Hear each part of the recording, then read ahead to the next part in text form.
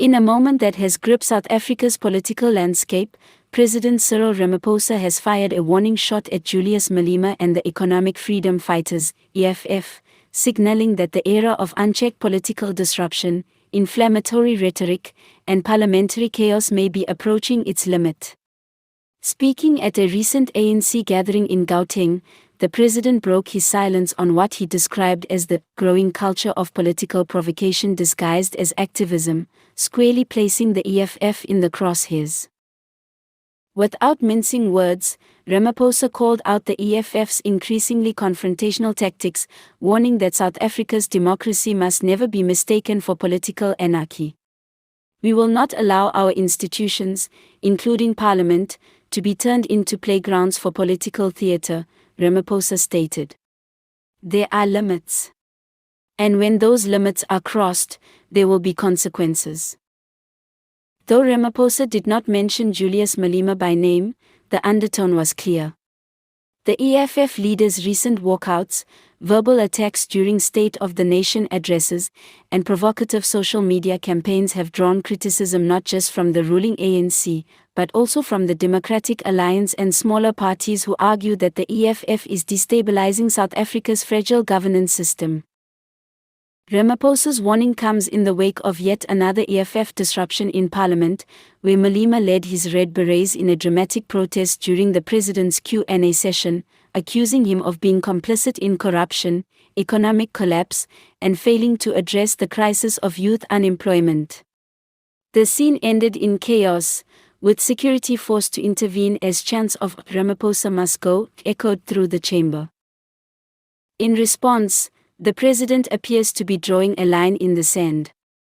"This is no longer robust debate," he said, "this is political vandalism. And it cannot be allowed to continue unchallenged." This firm stance marks a noticeable shift in Ramaphosa's approach. Long accused of being too soft-spoken and cautious, especially compared to his more militant opponents, Ramaphosa is now taking a visibly tougher position. Analysts say this is an attempt to reassert presidential authority in the face of growing populist threats as the ANC struggles to retain dominance in a coalition-dominated parliament. Some political commentators suggest that this latest warning is also aimed at the 2026 local government elections. With the ANC's majority under threat and coalition politics now the norm, Ramaphosa may be positioning himself and his party as defenders of institutional stability against what he paints as the chaos agents of the EFF. But Malema was quick to hit back. In a fiery social media post, he accused Ramaphosa of trying to intimidate revolutionaries with the language of dictators. He further dared the president to bring it on, claiming that the EFF is more ready than ever to confront what he calls the political elite protecting white monopoly capital. This escalating war of words is sending tremors throughout the political spectrum.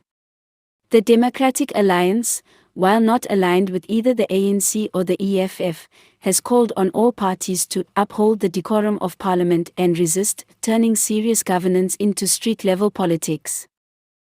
Meanwhile, citizens are split. Some applaud Ramaphosa for finally taking a stand, while others fear the president's warning could signal a crackdown on dissent. Still, one thing is certain: the tensions between the ANC and the EFF have reached boiling point. Ramaphosa's warning was not just a political message, it was a shot across the bow, a signal that the gloves may finally be coming off. As South Africa braces for the next political showdown, all eyes are now on Malema's next move and how far Ramaphosa is truly willing to go to enforce the boundaries he just laid down.